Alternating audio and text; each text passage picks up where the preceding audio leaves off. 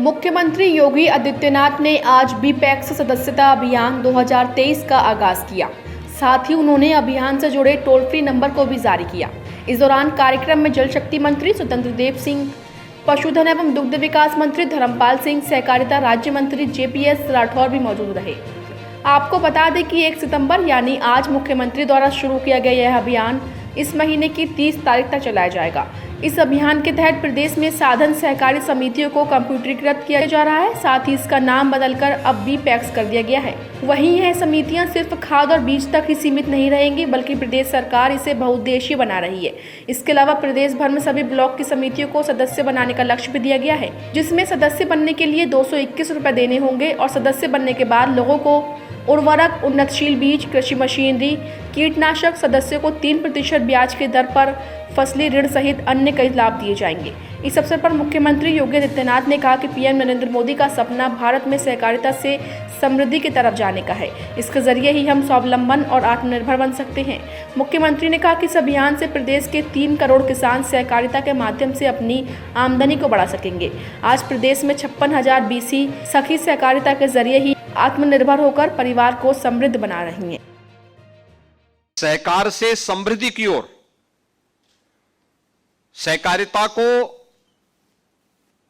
आम नागरिक के जीवन में समृद्धि का एक माध्यम बना करके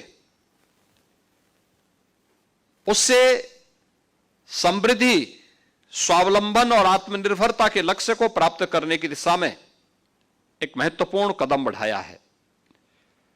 देश के पहले सहकारिता मंत्री के रूप में आज देश के यशस्वी गृह मंत्री माननीय श्री अमित शाह जी हैं, जिन्होंने प्रधानमंत्री जी की मंशा के अनुरूप सहकार को समृद्धि के साथ जोड़ते हुए उसकी सबसे आधारभूत इकाई पैक्स को मजबूती बनाने पर जोर दिया है। और आज ये हमारी लिए प्रसन्नता का विषय है कि उत्तर प्रदेश के अंदर 1 सितंबर से 30 सितंबर तक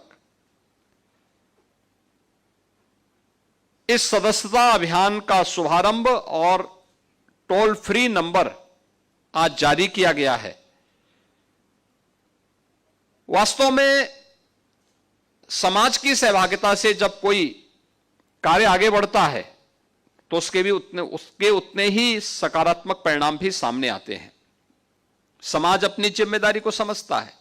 इसके लिए अनेक कार्यक्रम प्रारंभ हुए हैं और खासतौर पर जो सबसे आधारभूत इकाई पैक्स है, अब तक तो वह बीज और खाद के बेचने तक ही सीमित रहता था, उसकी उपलब्धता की सीमित रहता था। अब तो उसको कॉमन सर्विस सेंटर के रूप में भी डेवलप किया जा रहा है। अब वहां पर अन्य सुविधाएं भी उपलब्ध हो पाएंगे, अन्य कार्यक्रमों के साथ वह भी जुड़ पाएगा।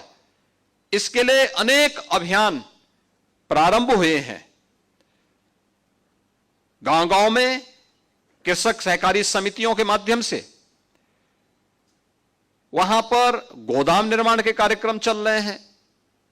अनेक अन्य रचनात्मक कार्यक्रम जो किसान की आमदनी को कई गुना बढ़ाने में सहायक हो सकते हैं, जिसके माध्यम से किसान के चेहरे पर खुशहाली लाई जा सकती है।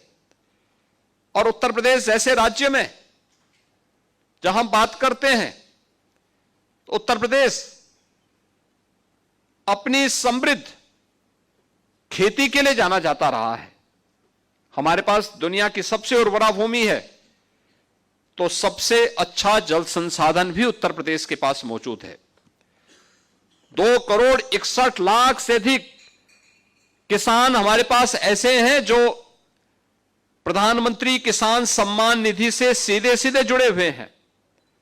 यानी इसकी संख्या लगभग 3 करोड़ से अधिक किसान उत्तर प्रदेश के अंदर मौजूद हैं, जो इस अभियान के साथ जुड़ करके इसको समृद्धि के पथ पर अग्रसर करके उत्तर प्रदेश के अनुरूप